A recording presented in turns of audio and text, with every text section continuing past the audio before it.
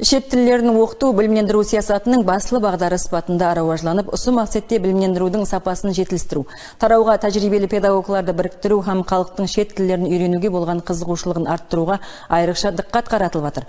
Айшенз атындағы Нөкіс мемлекеттік педагогикалық институтында жаңа Өзбекстанда шет тілдерін үйренудің жаңа мүмкіншіліктері атамасындағы халықаралық ilmiy теориялық конференцияда бұл бағдарда әмелге асырылып отырған жұмыстар кең түрде додаланды.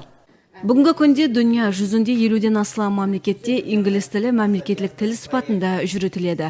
Сондай-ақ 400 миллионнан астам бұқара инглиз тілін өзінің ана тілі сипатында тән алады. Ал ең ітібарлысы болса, дүния жүзі бойынша әр 5 адамның біреуі инглиз тілінде емін-еркін сөйлей алады. Демек, бүгінгі күнде жастар арасында бұл тілді үйренуге болған қызығушылық артар екен, бұл конференция қатысушыларға қандай имканиятларды береді? Хабарыңыз бар, әзіргі глобалласу дәуірінде шет тілдеріне болған талап жүдә күшейіп жатырыпты. Соның ішінде жоғары оқу орындарында, әсіресе педагогикалық институтларында мектептер үшін шет тілдері оқытушыларын тәрбиелеуға жүдә үлкен итібар беріліп жатырыпты. Шет елден көп меймандарды мұрат еткенбіз. Атап айтқанда, Америка Құрама Штатларынан келген профессорларымыз бар. Қазақстаннан Евразия Милли университетінен профессорларымыз Zoom арқылы қатынасып отырыпты. Бұл жерде әлбетте әзіргі дәуірде шет тілін, инглиз тілін, жақында біздерде неміс тілі де һәм ашылды бакалавр тәлім бағдары бойынша. Соларға шет тілін қалай үйретеміз, қандай жақсы методларын, инновациялық методларын әмелге енгіземіз. Солар қаралып, бүгін жақсы шешімлер, жақсы проектлерге қол қойылады. Мен ойлаймын, бұндай конференцияның тез-тезден өтіп тұруы шет тілдерін және де тереңірек меңгеруге жақсы бір себеп болады.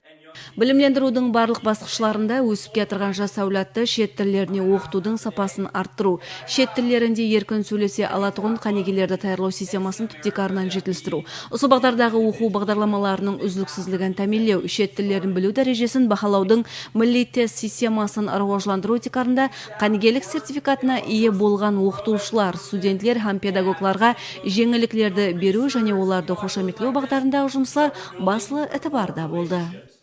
From America, but right now I'm teaching here at Nuku State Pedagogical Institute. Мен Америкадан келдім. Ал бұл жерде студенттерге сабақ беремін. Осы орында айтып өтуім керек, біздер жыл бойы Өзбекстан үкіметі тарапынан әмелге асырылып отырған жаңа стратегиялар үстінде жұмыс істедік. Мені конференцияда қуандырған нәрсе сол, Қарақалпақстандағы жоғары оқу орындары сырт елдер менен бірге істесуге жүдә қызығады. Ал бұл біз инглиз тілі пәні оқытушыларын илһамландырады. Біздер инглиз тілінде қандай заманауи методлардан пайдаланғанда жақсы нәтижелерге ересеміз деген сұраулар үстінде бірге істестік. Һәм ең жақсы шешімдерімізді бердік. Chet tilini qanaqa qilib qiziqarli qilib o'rganish mumkin, yangi metodlardan foydalanish, yoshlarni, yosh o'rganuvchilar, o'rta yoshdagi va katta yoshdagi o'rganuvchilarni qanaqa qilib tilga qiziqtirish va bu bilimlarni qanday foydalanish haqida qiziqarli ma'lumotlar berishyapti. Hozir biz texnologiya rivojlanayotgan zamonda yashayapmiz. Shu bois darslarimizni eskicha emas, yangicha interaktiv usullar bilan task based learning, communicative language teaching shunga o'xshagan metodlardan foydalanib, darslarimizni qiziqarli o'tkazish bo'yicha ustozlarimiz tomonidan yaxshi tavsiyalar berilyapti. Шет тілдерін оқытудың заманауи методикалары, тараудағы машқалалар һәм олардың шешімдері бойынша тиесілі ұсыныстар. Мектеп кешекемгі һәм мектеп білімлендіруінде шет тілдерін оқытудың жаңа мүмкіншіліктері.